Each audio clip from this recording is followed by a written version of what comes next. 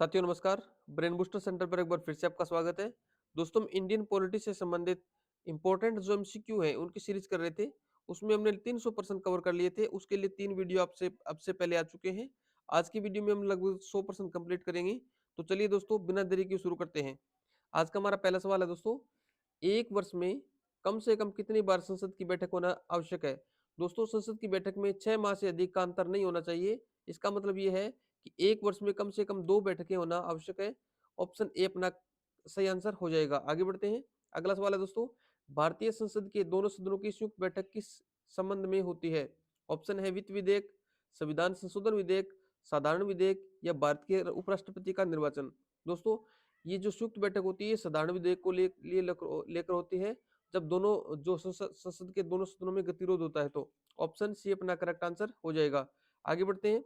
अगला सवाल है दोस्तों, निम्न विधेयकों में से किसका एक भारतीय संसद के दोनों सदनों द्वारा अलग अलग विशेष बहुमत से पारित होना आवश्यक है? ऑप्शन है दोस्तों धन विधेयक, साधारण विधेयक, वित्त विधेयक या संविधान संशोधन विधेयक। तो दोस्तों अलग अलग और विशेष बहुमत से पारित होने के लिए अगर आप संविधान संशोधन विधेयक लेकर आ रहे हो तो दोनों सदनों से अलग अलग और विशेष बहुमत से पारित होना आवश्यक है। ऑप्शन डी अपना करेक्ट आंसर हो जाएगा। आगे बढ़ते हैं। अगला सवाल है दोस्तों, संसद के वेतन का निर्णय कौन करता है? सॉरी, सांसदों के वेतन का निर्णय कौन करता है? एमपी जो होते हैं, मेंबर ऑफ पार्लियामेंट्स, उनके जो सैलरी होती है उनका जो निर्धारण कौन करता है? ऑप्शन है दोस्तों लोकसभा अध्यक्ष, केंद्रीय मंत्रिपरिषद, राष्ट्रपति या संसद। दोस्तों संसद खुद तय करती है। संसद के दोनों में सदन में जो सांसद होते हैं वो खुद, दोस्तों ये एकमात्र ऐसी व्यवस्था है जिसमें सांसद होते हैं वो अपना वेतन खुद जो है तय करते हैं। ये भारतीय लोकतंत्र में एक कमजोर पक्ष मान सकते हैं हम। चलिए दोस्तों अगला अगला प्रश्न देखते हैं। अगला क्वेश्चन है दोस्तों, संसद के कुल सदस्यों का कितना भाग वैधानिक चैम्बर की मीटिंग बुलाने के लिए आवश्यक गणपूर्ति या कोरम है? तो कोरम दोस्तों हमें पता है 1/10 भाग होता है, वो कोरम होता है। यानी अगर आपकी संसद में 200 विधायक हैं तो आपके कोरम के लिए 1/10 सदस्य होना जरूरी है, यानी 20 सदस्य होना आवश्यक है। जैसे अगर मान लो करंट में लोकसभा के अंदर 545 सदस्य हैं और उनमें से अगर आपको बैठक आपकी कोरम या गणपूर्ति कब मानी जाएगी?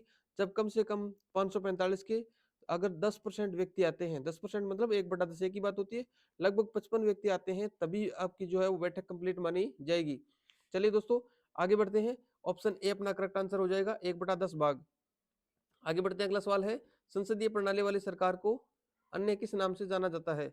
ऑप्शन है उत्तरदायी सरकार, अनुक्रियाशील सरकार, संघीय सरकार या राष्ट्रपतीय सरकार।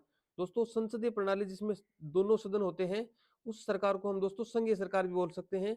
ऑप्शन सी अपना करेक्ट आंसर हो जाएगा। आगे बढ़ते हैं। अगला सवाल है दोस्तों, भारतीय राजनीतिक व्यवस्था में कार्यपालिका किसके अधीन रहकर कार्य करती है? ऑप्शन है विधानपालिका, न्यायपालिका, चुनाव आयोग या संघ लोक सेवा आयोग। दोस्तों कार्यपालिका होती है वो जो न्यायपालिका है उसके अंडर में रहकर कार्य करती है। अगर कार्यपालिका अगर किसी भी प्रकार की गड़बड़ी करती है तो आप सुप्रीम कोर्ट की जो है मदद ले सकते हैं। ऑप्शन बी अपना करेक्ट आंसर हो जाएगा, न्यायपालिका। आगे बढ़ते हैं। अगला सवाल है दोस्तों, संविधान लागू होने के बाद सर्वप्रथम त्रिशंकु संसद यानी हैंग पार्लियामेंट का गठन कब हुआ? ऑप्शन है 1980, 1989, 1991 या 1977। दोस्तों त्रिशंकु संसद का गठन है वो 1989 में हुआ। ऑप्शन बी अपना करेक्ट आंसर हो जाएगा। आगे बढ़ते हैं। अगला सवाल है दोस्तों, क्षेत्रीय परिषदें क्या है यानी जोनल काउंसिल्स क्या है? परामर्शदात्री इकाई है या विधि निर्माणकारी इकाइयां हैं या प्रशासनिक इकाइयां हैं या उपयुक्त सभी। दोस्तों जो क्षेत्रीय जोनल काउंसिल होती है वो आप केवल एडवाइजरी होती है दोस्तों, एडवाइजरी काउंसिल होती है या एडवाइजरी यूनिट बोल सकते हैं हम, परामर्शदात्री इकाइयां होती है। ऑप्शन ए अपना करेक्ट आंसर हो जाएगा। आगे बढ़ते हैं दोस्तों। अगला सवाल है, जो जोनल काउंसिल होती है उसके गठन के संबंध में किस वर्ष प्रावधान किया गया? दोस्तों जोनल काउंसिल के गठन के लिए 1956 के अंदर जो है वो प्रावधान किया गया है। ऑप्शन सी अपना करेक्ट आंसर हो जाएगा। आगे बढ़ते हैं। अगला सवाल है दोस्तों, राज्य पुनर्गठन अधिनियम 1956 की धारा 15 के अनुसार भारत में कितने क्षेत्रीय परिषदों या जोनल काउंसिल्स का गठन किया जाना था? ऑप्शन है दोस्तों 3, 5, 6 या 4। दोस्तों ऑप्शन 4 अपना करेक्ट आंसर हो जाएगा। ऑप्शन डी अपना करेक्ट आंसर हो जाएगा 4। यानी 4 जोनल काउंसिल्स है, जोनल काउंसिल या क्षेत्रीय परिषद है, उनका गठन किया जाना प्रस्तावित किया गया था। किसके तहत? राज्य पुनर्गठन अधिनियम 1956 की धारा 15 के तहत। आगे बढ़ते हैं। अगला सवाल है दोस्तों, जोनल अंतरराज्यीय परिषद यानी इंटर स्टेट काउंसिल का गठन संविधान के किस अनुच्छेद के अंतर्गत किया गया है? ऑप्शन है दोस्तों अनुच्छेद 280 या 293 या 263 या ये गैर संवैधानिक संस्था है। दोस्तों इंटरस्टेट काउंसिल है, उसका गठन है वो संविधान के आर्टिकल 263 के तहत किया गया है। ऑप्शन सी अपना करेक्ट आंसर हो जाएगा। आगे बढ़ते हैं। अगला सवाल है दोस्तों, निम्नलिखित में से किस आयोग या समिति ने अंतर्राज्यीय परिषद के गठन की सिफारिश की थी? मोस्ट इंपोर्टेंट क्वेश्चन है दोस्तों, ये इस गठन की यानी अंतर्राज्यीय परिषद या इंटरस्टेट काउंसिल के गठन की जो सिफारिश की थी वो दोस्तों सरकारिया आयोग ने की थी। किसने की थी? सरकारिया आयोग ने। ऑप्शन सी अपना करेक्ट आंसर हो जाएगा। आगे बढ़ते हैं। अगला सवाल है दोस्तों, सरकारिया कमीशन द्वारा संस्तुति की गई अंतर्राज्यीय परिषद का गठन संविधान की किस अनुच्छेद के अंतर्गत किया गया? आपको याद करवा देंगे पक्का दोस्तों, पीछे भी दे दिया ये क्वेश्चन दोबारा पूछा गया है, उसकी लैंग्वेज चेंज की गई है। तो हमने देखा था किस अनुच्छेद के तहत, 263 आर्टिकल 263 के तहत जो है इंटरस्टेट काउंसिल का गठन सरकारिया कमीशन के द्वारा जो दोस्तों संतुति की जाने पर यानी सरकारिया कमीशन के द्वारा जो रिकमेंड किए जाने पर इंटरस्टेट काउंसिल का गठन किया गया वो आर्टिकल 263 के तहत किया गया। ऑप्शन ए अपना करेक्ट आंसर हो जाएगा। आगे बढ़ते हैं। अगला सवाल है दोस्तों, इंटरस्टेट काउंसिल्स की परिषद की स्थापना कब हुई थी? ऑप्शन है दोस्तों 28 मई 1990 या 28 मई 1989 या 91 या 92। तो दोस्तों 28 मई 1990 यानी 28 मई 1990 को जो है अंतरराष्ट्रीय परिषद या इंटरस्टेट काउंसिल का गठन किया गया। ऑप्शन ए अपना करेक्ट आंसर हो जाएगा। इस प्रकार के प्रश्न दोस्तों इस प्रकार के प्रश्न ज्यादा इंपॉर्टेंट हो जाते हैं क्योंकि लगभग देखिए दोस्तों अनुच्छेद है वो हमने पता नहीं कितनी बार पढ़े होते हैं और वो हमें लगभग याद हो चुके होते हैं, लेकिन इस प्रकार के प्रश्न जो यूनिक से लगते हैं इनके आने की संभावना ज्यादा होती है, तो इनको आप ज्यादा ध्यान दीजिए, इन पर ज्यादा गौर फरमाइएगा।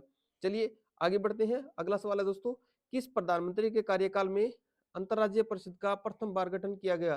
दोस्तों जब 1980 के अंदर अंतर्राज्यीय परिषद का गठन किया गया तो उसमें वीपी सिंह जो है वो प्रधानमंत्री थी। ऑप्शन ए अपना करेक्ट आंसर हो जाएगा। आगे बढ़ते हैं। अगला सवाल है दोस्तों, संविधान के बहिरंग में उपस्थित एकात्मक तत्व का उदाहरण है? ऑप्शन है योजना आयोग, राज्यपालों की नियुक्ति, निर्वाचन आयोग या अखिल भारतीय सेवाएं। ऑप्शन ए अपना करेक्ट आंसर हो जाएगा दोस्तों, योजना आयोग। आगे बढ़ते हैं। अगला सवाल है, निम्नलिखित में से कौन सा एक संवैधानिक निकाय नहीं है? ये प्रश्न मोस्ट इंपोर्टेंट है दोस्तों। संवैधानिक निकाय वे निकाय जिनका संविधान के अंदर वर्णन किया गया है। दोस्तों ये जो तीनों आयोग है ऊपर वाले, इन तीनों का संविधान के अंदर वर्णन किया गया है, जबकि योजना आयोग है ये सरकार के एक लेटर के द्वारा या यूं कह सकते हैं गेजेटेड में राजपत्र में जो है उल्लेख किए जाने से इनकी इसकी जो दोस्तों स्थापना हुई है। ये गैर संवैधानिक निकाय है, संवैधानिक निकाय नहीं है योजना आयोग। और ये ऊपर वाले तीन है जैसे स्टेट पीसीएस और यूपीएससी और जो वित्त आयोग है, ये तीनों दोस्तों संवैधानिक निकाय है। और गैर संवैधानिक निकाय है ये है योजना आयोग। यहाँ पूछ रखा है संवैधानिक निकाय नहीं है, इस शब्द पर गौर फरमाइएगा। ऑप्शन डी अपना करेक्ट आंसर हो जाएगा, योजना आयोग। आगे बढ़ते हैं। अगला सवाल है दोस्तों, निम्नलिखित में से किसे सुपर कैबिनेट की संज्ञा दी गई है? ऑप्शन है क्षेत्रीय परिषद, अंतरराज्यीय परिषद या राष्ट्रीय विकास परिषद या योजना आयोग। ऑप्शन डी अपना करेक्ट आंसर हो जाएगा दोस्तों, योजना आयोग है उसे सुपर कैबिनेट की संज्ञा दी गई है। योजना आयोग की जगह आपको पता है अब क्या बन गया है, अब नीति आयोग बन गया है। जो मोदी जी की सरकार आने के बाद हमने योजना आयोग को चेंज करके योजना आयोग की जगह एक नया आयोग नीति आयोग हमने जो स्थापित कर लिया है। आगे बढ़ते हैं। अगला सवाल है दोस्तों, योजना आयोग की स्थापना कब हुई? ऑप्शन है 15 मार्च 1950, 10 मार्च 1950, 16 मार्च 1951 या 20 मार्च 1950। ऑप्शन ए अपना करेक्ट आंसर हो जाएगा दोस्तों, 15 मार्च 1950। आगे बढ़ते हैं। अगला सवाल है दोस्तों, नीति आयोग के विषय में निम्नलिखित में से कौन सा एक सही नहीं है? सही नहीं है पूछ रखा है दोस्तों। ऑप्शन है इसमें एक पूर्णकालिक अध्यक्ष होता है, इसका गठन योजना आयोग के स्थान पर किया गया है, इसका गठन जनवरी 2015 में किया गया था, यह सहकारी संघवाद के सिद्धांत पर आधारित है। सही इनमें से दोस्तों ये तीनों बातें सही है। जी हाँ बिल्कुल, योजना आयोग के स्थान पर नीति आयोग आया था, इसका गठन जनवरी 2015 में किया गया, ये बात भी बिल्कुल सही है। ये बात भी सही है दोस्तों, यह सहकारी संघवाद के सिद्धांत पर आधारित है। लेकिन ऑप्शन ए जो है इसमें एक पूर्णकालिक अध्यक्ष होता है, ये बात सही नहीं है। ऑप्शन ए अपना करेक्ट आंसर हो जाएगा। आगे बढ़ते हैं।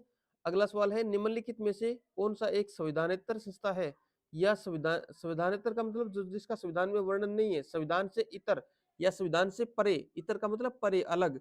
ऑप्शन है दोस्तों वित्त आयोग, निर्वाचन आयोग, अंतर्राज्यीय परिषद। ये तीनों है इनका संविधान में वर्णन है, जबकि नीति आयोग है इसका संविधान में वर्णन नहीं है। ये प्रश्न दूसरी बार आया है। अब आपको कंफर्म हो, ये तो कंफर्म हो ही गया आपको कि नीति आयोग का वर्णन संविधान के अंदर नहीं है, नीति आयोग संवैधानिक संस्था नहीं है। ऑप्शन बी अपना करेक्ट आंसर हो जाएगा। आगे बढ़ते हैं, अगला सवाल है दोस्तों, निम्नलिखित में से कौन सर्वोच्च परिषद के नाम से, सर्वोच्च मंत्री परिषद के नाम से जाना जाता है? ऑप्शन है वित्त आयोग, योजना आयोग, निर्वाचन आयोग या राष्ट्रीय विकास परिषद। तो दोस्तों राष्ट्रीय विकास परिषद है, इसे हम सर्वोच्च मंत्री परिषद के नाम से जानते हैं। ऑप्शन डी अपना करेक्ट आंसर हो जाएगा। आगे बढ़ते हैं, अगला सवाल है दोस्तों, राष्ट्रीय विकास परिषद का अध्यक्ष कौन होता है? दोस्तों राष्ट्रीय विकास परिषद का अध्यक्ष होते हैं पीएम साहब, यानी जो प्रधानमंत्री होते हैं वो होते हैं। ऑप्शन बी अपना करेक्ट आंसर हो जाएगा। आगे बढ़ते हैं, राष्ट्रीय विकास परिषद का सदस्य नहीं होता है। दोस्तों राष्ट्रीय विकास परिषद का सदस्य, सॉरी बैक चलते हैं, राष्ट्रीय विकास परिषद का अध्यक्ष कौन होता है? प्रधानमंत्री। आगे बढ़ते हैं, अगला सवाल है, राष्ट्रीय विकास परिषद का सदस्य नहीं है। ऑप्शन है राष्ट्रपति, प्रधानमंत्री, राज्य के मुख्यमंत्री या योजना आयोग के सदस्य। ये थोड़ा कंफ्यूजन वाला सवाल है दोस्तों, इसका आंसर है वो मैं आपके ऊपर छोड़ता हूँ, इसका मैं कमेंट बॉक्स में आंसर दूंगा बाद में। ये प्रश्न आप गौर फरमाइएगा कि राष्ट्रीय विकास परिषद का सदस्य नहीं है। ऑप्शन राष्ट्रपति, प्रधानमंत्री, राज्यों के मुख्यमंत्री या योजना आयोग के सदस्य।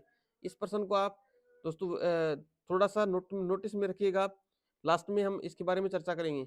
आगे बढ़ते हैं, अगला सवाल है, राष्ट्रीय विकास परिषद के सदस्य निम्न में से कौन होते हैं? ऑप्शन है राज्यों के मुख्यमंत्री होते हैं, बिल्कुल सही है। संघीय मंत्रिमंडल के सभी सदस्य होते हैं, बिल्कुल सही है। केंद्र शासित प्रदेशों के प्रशासक होते हैं। दोस्तों केंद्र शासित प्रदेशों में सीएम नहीं होता जिनके अंदर, वहां प्रशासक होते हैं, वो भी राष्ट्रीय विकास परिषद के सदस्य होते हैं, यानी सभी होते हैं। ऑप्शन डी करेक्ट आंसर हो जाएगा, उपयुक्त सभी। आगे बढ़ते हैं, अगला सवाल है, वित्त आयोग क्या है? ऑप्शन है वार्षिक निकाय, स्थायी निकाय, त्रिवार्षिक निकाय या पंचवार्षिक निकाय। दोस्तों वित्त आयोग का गठन 5 वर्ष के लिए होता है, ये पंचवार्षिक निकाय है। ऑप्शन डी अपना करेक्ट आंसर हो जाएगा। आगे बढ़ते हैं, अगला सवाल है दोस्तों, संविधान के अनुच्छेद 280 में वर्णित वित्त आयोग का निर्माण करता है, कौन करता है? दोस्तों भारत का प्रधानमंत्री करता है। ऑप्शन ए अपना करेक्ट आंसर हो जाएगा। वैसे तो वित्त आयोग का गठन प्रधानमंत्री करते हैं, लेकिन हम कहते हैं ना प्रधानमंत्री का नियुक्ति कौन करता है? वो भी राष्ट्रपति करते हैं। तो इसलिए कहते हैं ना संवैधानिक प्रमुख कौन है? दोस्तों संवैधानिक प्रमुख हो जाएगा राष्ट्रपति, और वास्तविक प्रमुख होता है वो प्रधानमंत्री होता है। तो प्रधानमंत्री के नाम से इसकी नियुक्ति की जाती है। ऑप्शन ए अपना करेक्ट आंसर हो जाएगा। आगे बढ़ते हैं, अगला सवाल है दोस्तों, वित्त आयोग के अध्यक्ष की नियुक्ति कौन करता है? तो राष्ट्रपति करते हैं। ऑप्शन बी अपना करेक्ट आंसर हो जाएगा। आगे बढ़ते हैं, वित्त आयोग का गठन कितनी अवधि के लिए होता है? 5 वर्ष के लिए होता है। आगे बढ़ते हैं, अगला सवाल है, केंद्र और राज्य में राजस्व के वितरण में सबसे अधिक महत्वपूर्ण भूमिका निम्नलिखित में से कौन निभाता है? यानी केंद्र और राज्य में राजस्व के वितरण में सबसे महत्वपूर्ण भूमिका निभाता है दोस्तों वित्त आयोग, क्योंकि इसका गठन इसीलिए किया गया है। तो वित्त आयोग इसका सही आंसर हो जाएगा। ऑप्शन ए अपना करेक्ट आंसर हो जाएगा। आगे बढ़ते हैं, अगला सवाल है, राज्यों की सहायता अनुदान राजस्व आवंटित होता है, किसके द्वारा होता है? दोस्तों वित्त आयोग के द्वारा होता है, अभी हमने बात की। ऑप्शन सी अपना करेक्ट आंसर हो जाएगा। आगे बढ़ते हैं, अगला सवाल है दोस्तों, वित्त आयोग का प्रधान कार्य क्या है? केंद्र और राज्यों के बीच राजस्व का वितरण करना। ऑप्शन बी अपना करेक्ट आंसर हो जाएगा। आगे बढ़ते हैं, अगला सवाल है दोस्तों, राज्यों के कर भार को निर्धारित करने का अधिकार किसके पास है? तो दोस्तों ये राजस्व को राजस्व देना और उससे टैक्स प्राप्त करने का अधिकार है, ये सारे अधिकार जो है दोस्तों वित्त से संबंधित है, और ये वित्त आयोग के पास है। ऑप्शन डी अपना करेक्ट आंसर हो जाएगा। आगे बढ़ते हैं, अगला सवाल है, भारत में संघीय वित्त संबंध रखता है? दोस्तों ऑप्शन है संघीय वित्त संबंध रखता है राज्य और केंद्र के बीच वित्त से, राज्यों के बीच वित्त से, केंद्र और स्वशासित सरकारों के बीच वित्त से, या इनमें से कोई नहीं। संघीय वित्त संबंध रखता है दोस्तों, वो रखता है राज्यों के बीच से। ऑप्शन बी अपना करेक्ट आंसर हो जाएगा। आगे बढ़ते हैं, अगला सवाल है दोस्तों, संघ और राज्यों के मध्य वित्तीय संस्थानों के वितरण के संबंध में सलाह देने के लिए राष्ट्रपति निम्न में से किसकी नियुक्ति 5 वर्षों के लिए करते हैं? दोस्तों राष्ट्रपति नियुक्ति करते हैं, 5 वर्ष के लिए नियुक्ति करते हैं। वित्त आयोग की बात चल रही है। ऑप्शन ए अपना करेक्ट आंसर हो जाएगा। वित्त आयोग है वो राज्य और संघ होता है उनके मध्य वित्तीय संसाधनों के वितरण के संबंध में सलाह देने का कार्य करता है। इसमें सारी बातें आ गई इस प्रश्न के अंदर, जो हमने पिछले 2 4 5 सालों से जो बातें की है वो सारी बातें इस एक प्रश्न के अंदर निहित हो गई है। ऑप्शन ए अपना करेक्ट आंसर हो जाएगा। वित्त आयोग का गठन क्यों किया जाता है? राज्यों और संघ के बीच में वित्तीय संसाधनों के वितरण के संबंध में सलाह देने के लिए। किसके द्वारा किया जाता है? राष्ट्रपति के द्वारा। नियुक्ति कितने वर्ष के लिए होती है? 5 वर्ष के लिए होती है। सारी बातें आ गई, ऑप्शन ए अपना करेक्ट आंसर हो जाएगा। आगे बढ़ते हैं, अगला सवाल है, कौन सा प्राधिकरण भारत की समेकित नदी में से राज्यों को राजस्व का सहायता अनुदान देने वाले सिद्धांतों की अनुशंसा करता है? सेम वही बात है दोस्तों, मैं एक बार फिर से आपको कह रहा हूँ, पॉलिटी के अंदर आपको लैंग्वेज पकड़नी है। लैंग्वेज क्या कह रही है, यानी पर्सन एक ही है, उसको पूछने का तरीका अलग अलग है। इसका आंसर भी क्या हो जाएगा दोस्तों, वित्त आयोग इसका आंसर हो जाएगा, वित्त आयोग। ऑप्शन डी अपना करेक्ट आंसर हो जाएगा, ऑप्शन डी वित्त आयोग, है ना। आगे बढ़ते हैं, अगला सवाल है, केंद्र और राज्य वित्तीय संबंधों का निर्धारण कौन करता है, वित्त आयोग करता है। बार बार प्रश्न आ रहा है, तो ये बात तो आपको कन्फर्म हो गई। आगे बढ़ते हैं, अगला सवाल है, भारतीय संविधान के किस अनुच्छेद के अंतर्गत वित्त आयोग, अनुच्छेद के अंतर्गत वित्त आयोग का गठन किया गया है। तो दोस्तों हमने बात की थी आर्टिकल 280 के तहत वित्त आयोग का गठन किया गया है, आर्टिकल 280। आगे बढ़ते हैं, यानी ऑप्शन सी अपना करेक्ट आंसर हो जाएगा। आगे बढ़ते हैं, अगला सवाल है दोस्तों, वित्त आयोग के अध्यक्ष के अलावा कितने सदस्यों की व्यवस्था की गई है। ऑप्शन है 3, 4, 5 या कोई सीमा नहीं। ऑप्शन बी अपना करेक्ट आंसर हो जाएगा दोस्तों, वित्त आयोग में अध्यक्ष के अलावा 4 सदस्य और होते हैं। ऑप्शन, आगे बढ़ते हैं, अगला सवाल है, निम्नलिखित में से किस सेवानिवृत्त नियंत्रक एवं लेखा परीक्षक को वित्त आयोग का अध्यक्ष बनाया गया, जबकि ऐसी नियुक्ति करने पर वर्जना है, यानी ऐसी नियुक्ति नहीं की जा सकती। ऑप्शन है ए के चंदा, के संतानम, महावीर त्यागी या जेपी स्लेट। ऑप्शन ए अपना सही आंसर हो जाएगा दोस्तों, ए के चंद्रा। आगे बढ़ते हैं, अगला सवाल है, प्रथम वित्त आयोग के अध्यक्ष कौन थे। तो दोस्तों प्रथम वित्त आयोग के अध्यक्ष थे के सी नियोगी। कौन थे दोस्तों, के सी नियोगी। ये आपको ध्यान में रखना है, ये वो सवाल है दोस्तों जो वर्बली बिना ऑप्शन के ही सही होने चाहिए। ऑप्शन बी अपना करेक्ट आंसर हो जाएगा, के सी नियोगी। आगे बढ़ते हैं, अगला सवाल है, 16वें वित्त आयोग के अध्यक्ष कौन है। तो दोस्तों अरविंद पनगड़िया, अरविंद पनगड़िया है वो 16वें वित्त आयोग के अध्यक्ष हैं। अरविंद पनगड़िया जो प्रथम नीति आयोग के उपाध्यक्ष भी रह चुके हैं, अरविंद पनगड़िया, जिनका संबंध राजस्थान से भी है। ऑप्शन सी अपना करेक्ट आंसर हो जाएगा। आगे बढ़ते हैं, अगला सवाल है, निम्नलिखित में से कौन सा प्राधिकरण भारत की समेकित निधि में राज्यों को राजस्व का सहायता अनुदान देने वाले सिद्धांतों की अनुशंसा करता है। नहीं बताऊंगा, क्यों नहीं बताऊंगा दोस्तों, कितनी बार प्रश्न आ गया है। कौन करता है ये अनुशंसा, वित्त आयोग करता है, जो आर्टिकल 280 के तहत जिसका गठन किया गया है, आर्टिकल 280 के तहत। ऑप्शन बी अपना करेक्ट आंसर हो जाएगा। आगे बढ़ते हैं, अगला सवाल है, केंद्र और राज्यों के बीच धन बंटवारे के संबंध में कौन राय देता है, वित्त आयोग। आगे बढ़ते हैं, अगला सवाल है, संविधान के किस अनुच्छेद के द्वारा अखिल भारतीय सेवाओं का प्रावधान किया गया है।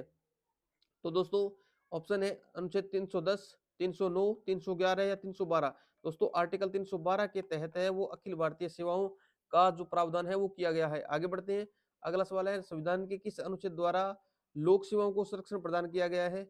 ऑप्शन है दोस्तों अनुच्छेद 311, 310, 312 या 315। दोस्तों लोक सेवाओं को संरक्षण है वो अनुच्छेद 311 के तहत दिया गया है। ऑप्शन ए अपना करेक्ट आंसर हो जाएगा। आगे बढ़ते हैं, अखिल भारतीय सेवाओं का सृजन कौन करता है। दोस्तों हमें पता है कि अखिल भारतीय सेवाओं का सर्जन करता है वो राज्यसभा के पास जो है दोस्तों, ये विशेष अधिकार है। राज्यसभा के पास विशेष अधिकार है कि वो अखिल भारतीय सेवाओं का सर्जन कर सकते हैं। ऑप्शन सी अपना करेक्ट आंसर हो जाएगा, 2/3 बहुमत से राज्यसभा है वो अखिल भारतीय सेवाओं का सर्जन कर सकती है। आगे बढ़ते हैं, अगला सवाल है, संविधान के किस अनुच्छेद के अंतर्गत राज्यसभा नई अखिल भारतीय प्रशासनिक सेवाओं की रचना प्रस्तावित कर सकती है। तो दोस्तों अनुच्छेद 312 के तहत है वो अखिल भारतीय सेवाओं का, नई अखिल भारतीय सेवाएं हैं वो सर्जित कर सकती है राज्यसभा। उसके लिए बशर्ते 2/3 बहुमत से वो प्रस्ताव पास कर दे, यानी अनुच्छेद हो जाएगा, आर्टिकल हो जाएगा 312। ऑप्शन सी अपना करेक्ट आंसर हो जाएगा। आगे बढ़ते हैं, अगला सवाल है दोस्तों, क्या भारत में संयुक्त राज्य अमेरिका की भांति लोक सेवाओं का विभाजन है। ऑप्शन है नहीं, ऐसा भारत में विभाजन नहीं है। आगे बढ़ते हैं, अगला सवाल है दोस्तों, भारत में किस प्रकार की प्रशासनिक सेवाएं हैं। ऑप्शन है अखिल भारतीय, केंद्रीय, प्रांतीय या सभी। दोस्तों भारत में सभी प्रकार की प्रशासनिक सेवाएं जो है वो उपलब्ध है। ऑप्शन डी अपना करेक्ट आंसर हो जाएगा। आगे बढ़ते हैं, अगला सवाल है दोस्तों, निम्नलिखित में से कौन अखिल भारतीय सेवा नहीं है। भारतीय पुलिस सेवा, भारतीय प्रशासनिक सेवा, भारतीय ऑडिट एवं अकाउंट सेवा या भारतीय वन सेवा। दोस्तों भारतीय ऑडिट एवं अकाउंट सेवा है वो अखिल भारतीय सेवा में नहीं काउंट की जाती। बाकी जो 3 है, आईपीएस है, आईएएस है या आईएफएस है, ये तीनों है ये अखिल भारतीय सेवाओं में काउंट किए जाते हैं। आगे बढ़ते हैं, अगला सवाल है दोस्तों, अखिल भारतीय सेवा में सम्मिलित नहीं है भारतीय पुलिस सेवा, भारतीय प्रशासनिक सेवा, भारतीय वन विदेश सेवा और भारतीय वन सेवा। दोस्तों भारतीय विदेश सेवा है ये अखिल भारतीय सेवा में शामिल नहीं है। इंडियन फॉरेन सर्विस, आईएफएस जो है, इंडियन फॉरेस्ट सर्विस शामिल है, इंडियन फॉरेन सर्विस शामिल नहीं है। ऑप्शन बी अपना अपने ऑप्शन सी अपना करेक्ट आंसर हो जाएगा। आगे बढ़ते हैं, अगला सवाल है दोस्तों, भारतीय लोक प्रशासन संस्थान की स्थापना कब हुई। ऑप्शन है दोस्तों मार्च 1954, अप्रैल 1951, मार्च 1955 या मार्च 1950। ऑप्शन ए अपना करेक्ट आंसर हो जाएगा, भारतीय लोक प्रशासन संस्थान की स्थापना मार्च 1954 में हुई थी। आगे बढ़ते हैं, अगला सवाल है दोस्तों, भारतीय पुलिस सेवा का प्रशिक्षण कहाँ होता है, यानी आईपीएस जो होते हैं उनका प्रशिक्षण कहाँ होता है दोस्तों, हैदराबाद में होता है। ऑप्शन सी अपना करेक्ट आंसर हो जाएगा। आगे बढ़ते हैं, अगला सवाल है, अखिल भारतीय सेवाओं की नियुक्ति की जाती है, किसके द्वारा की जाती है दोस्तों? ऑप्शन है राष्ट्रपति, यूपीएससी, प्रधानमंत्री या संसद। दोस्तों अखिल भारतीय सेवाओं की नियुक्ति की जाती है वो राष्ट्रपति के द्वारा की जाती है, जबकि उनका चयन है वो यूपीएससी के द्वारा किया जाता है। ऑप्शन ए अपना करेक्ट आंसर हो जाएगा, राष्ट्रपति। आगे बढ़ते हैं, अगला सवाल है दोस्तों, सिविल सेवाओं का भारतीयकरण किया गया, किसके द्वारा किया गया? ऑप्शन है lord Lytton, lord Mountbatten, lord Curzon या लॉर्ड रिपन। लॉर्ड लिटन के द्वारा दोस्तों सिविल सेवाओं का भारतीयकरण किया गया। ऑप्शन ए अपना करेक्ट आंसर हो जाएगा। अगला सवाल है दोस्तों, अखिल भारतीय सेवा का गठन कर सकता है? ऑप्शन है राष्ट्रपति, यूपीएससी, संसद या प्रधानमंत्री। दोस्तों ऑप्शन सी अपना करेक्ट आंसर हो जाएगा, संसद। और संसद में ही राज्यसभा होता तो ज्यादा ठीक रहता। आगे बढ़ते हैं, अगला सवाल है दोस्तों, भारतीय प्रशासनिक सेवा आईएएस तथा भारतीय पुलिस सेवा आईपीएस को समाप्त करने की सिफारिश किसने की थी? यानी यहाँ चार आयोग दे रखे हैं, एक आयोग है जिसने आईएएस और आईपीएस को समाप्त करने की जो सिफारिश की थी। ऑप्शन है दोस्तों खरे आयोग, डेवर आयोग, बालकर आयोग या राजमन्नार आयोग। ऑप्शन डी अपना करेक्ट आंसर हो जाएगा दोस्तों, राजमन्नार आयोग ने भारतीय प्रशासनिक सेवा और भारतीय पुलिस सेवा को समाप्त करने की जो दोस्तों सिफारिश की थी। आगे बढ़ते हैं, अगला सवाल है, संविधान का कौन सा अनुच्छेद संघ लोक सेवा आयोग से संबंधित है, यानी यूपीएससी से संबंधित है दोस्तों? वो है अनुच्छेद 315। 315 से 323 तक है ना यूपीएससी, आपको कंफर्म है ना? 315 से 323 यहाँ आ जाएगा, ऑप्शन ए अपना करेक्ट आंसर हो जाएगा, अनुच्छेद 315। आगे बढ़ते हैं, अगला सवाल है दोस्तों, निम्नलिखित में से वह देश कौन है जिसने सिविल सेवा की प्रतियोगी परीक्षा सबसे पहले शुरू की थी? ऑप्शन है दोस्तों ब्रिटेन, चीन, फ्रांस या अमेरिका। ऑप्शन बी अपना करेक्ट आंसर हो जाएगा दोस्तों, चीन ने सबसे पहले जो सिविल सर्विस है उनके लिए प्रतियोगिता परीक्षा लागू की थी, शुरू की थी। आगे बढ़ते हैं, अगला सवाल है दोस्तों, यूपीएससी यानी संघ लोक सेवा आयोग का प्रमुख कार्य क्या है? ऑप्शन है दोस्तों निर्वाचन करना, प्रशासन का संचालन, भर्ती या प्रशिक्षण। ऑप्शन सी अपना करेक्ट आंसर हो जाएगा दोस्तों, भर्ती करना। आगे बढ़ते हैं, अगला सवाल है, संघ लोक सेवा आयोग का अपना प्रतिवेदन किसको सौंपता है? ऑप्शन है विधि मंत्री को, राष्ट्रपति को, लोकसभा अध्यक्ष को या प्रधानमंत्री को। दोस्तों यूपीएससी है वो अपना प्रतिवेदन, वार्षिक प्रतिवेदन है वो दोस्तों वो राष्ट्रपति को सौंपती है। ऑप्शन हो जाएगा अपना बी करेक्ट आंसर हो जाएगा, राष्ट्रपति। आगे बढ़ते हैं, अगला सवाल है दोस्तों, संघ लोक सेवा आयोग में अध्यक्ष के अलावा कितने सदस्य होते हैं? दोस्तों संघ लोक सेवा आयोग में अध्यक्ष के अलावा 9 सदस्य होते हैं। ऑप्शन सी अपना करेक्ट आंसर हो जाएगा। आगे बढ़ते हैं, अगला सवाल है दोस्तों, संघ लोक सेवा आयोग के अध्यक्ष की नियुक्ति कौन करता है? दोस्तों ऑप्शन ए अपना करेक्ट आंसर हो जाएगा, राष्ट्रपति है वो यूपीएससी के अध्यक्ष की नियुक्ति करता है। आगे बढ़ते हैं, अगला सवाल है दोस्तों, संघ लोक सेवा आयोग का अध्यक्ष अपना त्याग पत्र किसको सौंपता है? तो जिसको नियुक्ति करता है वो उसी को त्याग पत्र सौंपता है। ऑप्शन बी अपना करेक्ट आंसर हो जाएगा, राष्ट्रपति को संबोधित करके वो अपना त्याग पत्र जो अपना पद है वो त्याग सकता है। आगे बढ़ते हैं, अगला सवाल है दोस्तों, संघ लोक सेवा आयोग के सदस्यों की संख्या को निर्धारित करने की शक्ति किसको प्राप्त है? दोस्तों संघ जो लोक सेवा आयोग है यानी यूपीएससी है उसके सदस्यों की संख्या को निर्धारित करने की शक्ति है वो दोस्तों राष्ट्रपति के पास है। ऑप्शन हो जाएगा अपना, ऑप्शन बी अपना करेक्ट आंसर हो जाएगा, राष्ट्रपति। आगे बढ़ते हैं, अगला सवाल है दोस्तों, संघ लोक सेवा आयोग के सदस्यों की नियुक्ति कौन करता है? फिर से वही सवाल आ गया, ऑप्शन सी अपना करेक्ट आंसर हो जाएगा, राष्ट्रपति है वो संघ लोक सेवा आयोग के सदस्यों की नियुक्ति करता है। आगे बढ़ते हैं, अगला सवाल है दोस्तों, भारत सरकार अधिनियम 1919 के अधीन लोक सेवा आयोग की स्थापना कब की गई थी? दोस्तों 1921, 1999, 1926 या 1929। दोस्तों 1919 के अधिनियम के तहत 1926 में जो है वो लोक सेवा आयोग की स्थापना की गई थी। आगे बढ़ते हैं, अगला सवाल है दोस्तों, प्रशासकीय यानी केंद्रीय सेवाओं के लिए नियुक्ति कौन करता है? दोस्तों केंद्रीय सेवाएं हैं उनके लिए नियुक्ति करता है यूपीएससी, राष्ट्रपति, प्रधानमंत्री या होम मिनिस्ट्री, गृह मंत्रालय। ऑप्शन ए अपना करेक्ट आंसर हो जाएगा दोस्तों, यूपीएससी है वो सेंट्रल गवर्नमेंट की सेवाएं हैं उनके लिए नियुक्ति करती है। आगे बढ़ते हैं, अगला सवाल है दोस्तों, दो या दो से अधिक राज्यों के लिए गठित संयुक्त राज्य लोक सेवा आयोग के अध्यक्ष तथा सदस्यों की नियुक्ति कौन करता है? दोस्तों इस प्रकार का जब बात आ जाती है, जब दो या दो से अधिक राज्यों के लिए एक ही जो है पब्लिक सर्विस कमीशन बनाना हो तो दोस्तों उनमें सदस्यों की नियुक्ति और उनके अध्यक्ष की नियुक्ति है वो राष्ट्रपति करते हैं, राष्ट्रपति करते हैं। ऑप्शन ए अपना करेक्ट आंसर हो जाएगा। आगे बढ़ते हैं, अगला सवाल है दोस्तों, संयुक्त राज्य लोक सेवा आयोग के अध्यक्ष तथा सदस्य अपना त्यागपत्र किसको सौंपते हैं?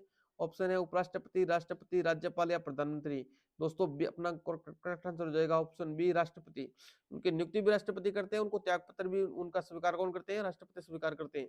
आगे बढ़ते हैं, अगला सवाल है दोस्तों, संयुक्त राज्य लोक सेवा आयोग के अध्यक्ष तथा सदस्यों को साबित कदाचार और असमर्थता के आधार पर कौन पद मुक्त करता है? दोस्तों वही करता है जो इन्हें नियुक्त करता है, यानी राष्ट्रपति। ऑप्शन बी अपना करेक्ट आंसर हो जाएगा। आगे बढ़ते हैं दोस्तों, अगला सवाल है, संविधान के अनुसार लोक सेवा आयोग के कर्तव्य के सॉरी संविधान के अनुसार लोक सेवा आयोग के कर्तव्य सरकार के लिए क्या है?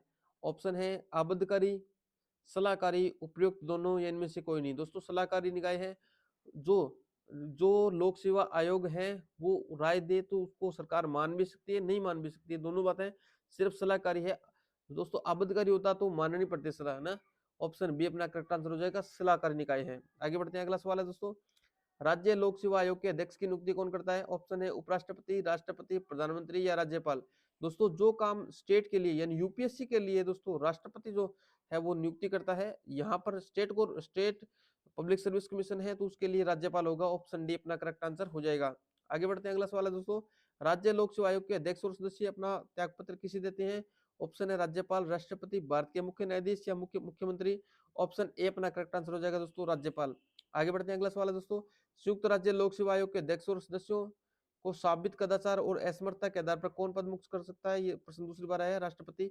ऑप्शन बी अपना करेक्ट आंसर हो जाएगा। अगला सवाल है दोस्तों, राज्य लोक सेवा आयोग के अध्यक्ष और सदस्यों को निलंबित करने की शक्ति किसे है? ऑप्शन है राज्यपाल, राष्ट्रपति, मुख्यमंत्री या प्रधानमंत्री। ऑप्शन ए अपना करेक्ट आंसर हो जाएगा दोस्तों, राज्यपाल है वो। जो स्टेट पीसीएस है उसके जो सदस्य जो अध्यक्ष है और उसके सदस्य है उसको सस्पेंड कर सकता है, निलंबित कर सकता है। आगे बढ़ते हैं, अगला सवाल है दोस्तों, भारत के केंद्रीय सतर्कता आयोग की स्थापना निम्नलिखित में से किसकी सिफारिश पर की गई थी या किस समिति की सिफारिश पर की गई थी? दोस्तों सीबीसी बोलते हैं ना जिसको, केंद्रीय सतर्कता आयोग, सेंट्रल विजिलेंस कमीशन, उसकी जो नियुक्ति है वो दोस्तों वो की गई थी संथानम कमेटी की सिफारिश पर, संथानम कमेटी की सिफारिश पर। ऑप्शन हो जाएगा दोस्तों इनमें से ऑप्शन डी करेक्ट आंसर हो जाएगा, संथानम समिति की सिफारिश पर सीवीसी की स्थापना की गई थी। आगे बढ़ते हैं, अगला सवाल है दोस्तों, राष्ट्रीय मानवाधिकार आयोग के अध्यक्ष और सदस्यों की नियुक्ति समिति में निम्नलिखित में से कौन सदस्य नहीं होता है? ऑप्शन है दोस्तों लोकसभा का अध्यक्ष, राज्यसभा का सभापति, लोकसभा का विपक्ष का नेता या राज्यसभा में विपक्ष का नेता। ऑप्शन बी अपना करेक्ट आंसर हो जाएगा दोस्तों, राज्यसभा का सभापति, या यूं कहें ऑप्शन बी अपना करेक्ट आंसर हो जाएगा। ये सदस्य नहीं होते हैं इनमें, इस समिति में। जो यानी राष्ट्रीय मानवाधिकार आयोग है उसके अध्यक्ष और सदस्यों के लिए कमेटी बनती है दोस्तों, उस कमेटी में कौन शामिल नहीं है? तो राज्यसभा का सभापति शामिल नहीं है। ऑप्शन बी अपना करेक्ट आंसर हो जाएगा। आगे बढ़ते हैं, अगला सवाल है दोस्तों, राज्य वित्त आयोग है क्या है? एक क्या है? विधिक संस्था है, असंवैधानिक संस्था है या संवैधानिक संस्था है या उपयोग में कोई नहीं। दोस्तों राज्य वित्त आयोग है, एक संवैधानिक संस्था है। ऑप्शन सी अपना करेक्ट आंसर हो जाएगा। आगे बढ़ते हैं, अगला सवाल है दोस्तों, भारत में पहली बार लोक सेवा आयोग की स्थापना जिस अधिनियम में हुई वह अधिनियम कौन सा है? दोस्तों अभी हमने बात की थी गवर्नमेंट ऑफ इंडिया एक्ट 1919 के तहत 1926 के अंदर है वो पीसीएस का गठन किया गया था, पब्लिक सर्विस कमीशन का गठन किया गया था। ऑप्शन सी अपना करेक्ट आंसर हो जाएगा। आगे बढ़ते हैं दोस्तों, अगला सवाल है, निम्नलिखित में से क्या भारत में सिविल सेवाओं की एक विशिष्टता है? विशिष्टता क्या है निम्नलिखित में से? भारत में क्या भारत में सिविल सेवाओं की एक विशिष्टता है? ऑप्शन है तटस्थता और निष्पक्षता, पक्षपात, अस्थायी राजनीतिक कार्यकारी संबंध, इनमें से कोई नहीं। राजनीतिक कार्यकारी संबंध नहीं है दोस्तों और पक्षपात भी नहीं करते। ऑप्शन ए अपना करेक्ट आंसर हो जाएगा, तटस्थता और निष्पक्षता। ऑप्शन ए अपना करेक्ट आंसर है। आगे बढ़ते हैं दोस्तों, अगला सवाल है, निम्नलिखित में से किस संवैधानिक पदाधिकारी को उसके पद से पदच्युत करने के लिए महाभियोग की प्रक्रिया का पालन करना आवश्यक नहीं है?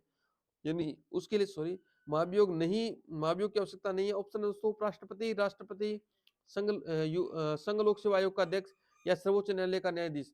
दोस्तों न्यायाधीश के लिए, राष्ट्रपति और उपराष्ट्रपति सबके लिए दोस्तों महाभियोग की प्रक्रिया चलाना आवश्यक है, जबकि यूपीएससी का जो अध्यक्ष और यूपीएससी का अध्यक्ष होता है उसके लिए महाभियोग के पालन जो प्रक्रिया है उसका पालन करना आवश्यक नहीं है।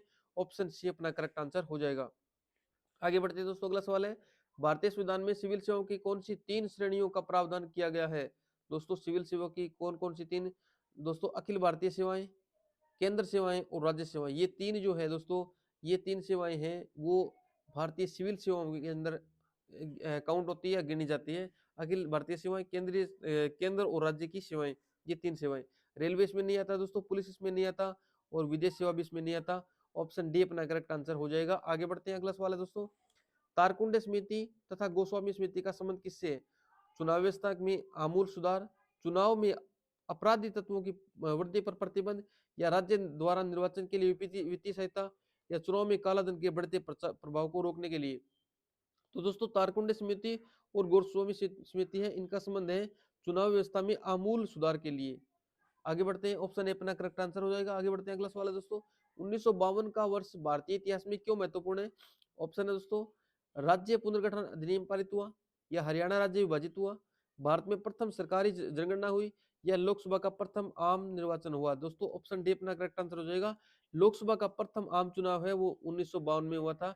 ऑप्शन डी अपना करेक्ट आंसर हो जाएगा। आगे बढ़ते हैं दोस्तों, अगला सवाल है, भारत की निर्वाचन पद्धति निम्न में से किस देश के निर्वाचन पद्धति के अनुरूप है?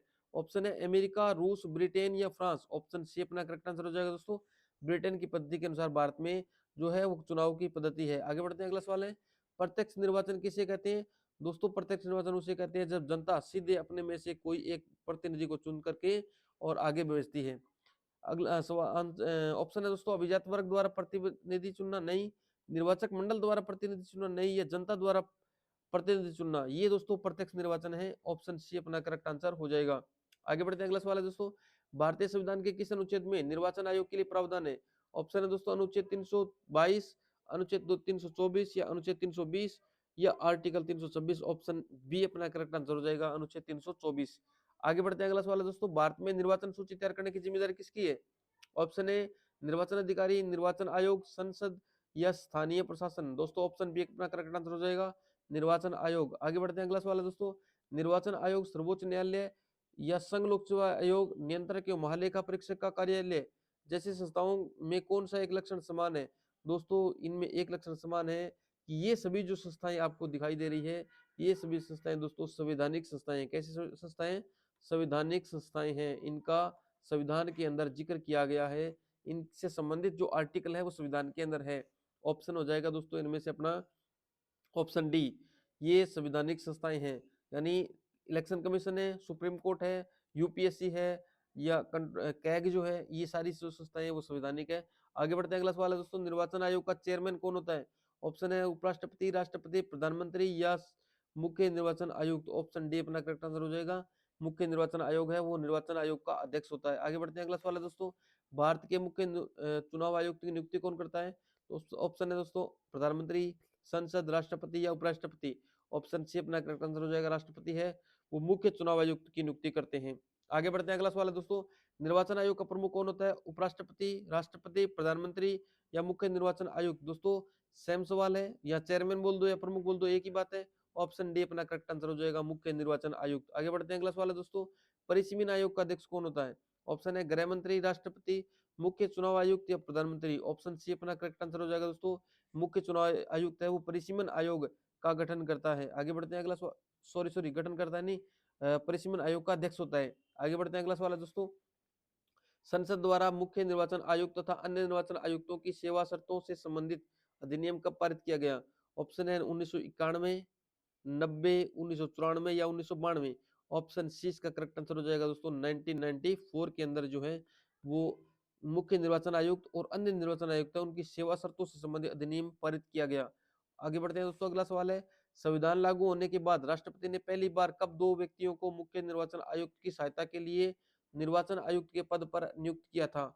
ऑप्शन है दोस्तों 1987, 1986, 1988 या 1990, 1989। ऑप्शन डी अपना करेक्ट आंसर हो जाएगा 1989 में। आगे बढ़ते हैं, अगला सवाल है दोस्तों, निर्वाचन आयोग की सहायता के लिए लोकसभा या राज्य विधानमंडल के साधारण निर्वाचन के पहले प्रादेशिक निर्वाचन आयुक्त की नियुक्ति करने का अधिकार किसे प्राप्त है?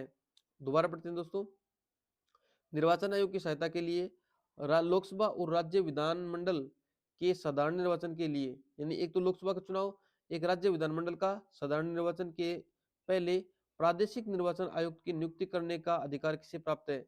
यानी जो स्टेट के अंदर जो निर्वाचन आयुक्त है वो नियुक्त कौन करता है? ऑप्शन है संसद, राष्ट्रपति, राज्यपाल या मुख्य निर्वाचन आयुक्त। ऑप्शन बी अपना करेक्ट आंसर हो जाएगा दोस्तों, राष्ट्रपति है वो स्टेट के लिए निर्वाचन आयुक्त की नियुक्ति करता है। आगे बढ़ते हैं, अगला सवाल है दोस्तों, निम्नलिखित में से कौन मतदाता सूची को अद्यतन मतलब अपडेट, क्या होता है इसका मतलब? अपडेट, इंग्लिश में बोलते हैं अपडेट, अपडेट बनाकर तैयार रखता है? ऑप्शन है गृह मंत्रालय, प्रत्येक राज्य का विधानमंडल या संसदीय शौचालय या निर्वाचन आयोग। ऑप्शन डी अपना करेक्ट आंसर हो जाएगा दोस्तों, निर्वाचन आयोग।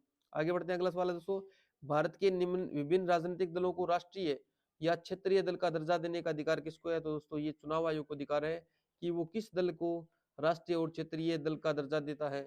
लेकिन इससे संबंधित वो जो भी इससे संबंधित जो दोस्तों एलिजिबिलिटी है वो पूरी करनी चाहिए, उसके बाद ही वो जो है दल का क्षेत्रीय या राष्ट्रीय दल का दर्जा दिया जाता है।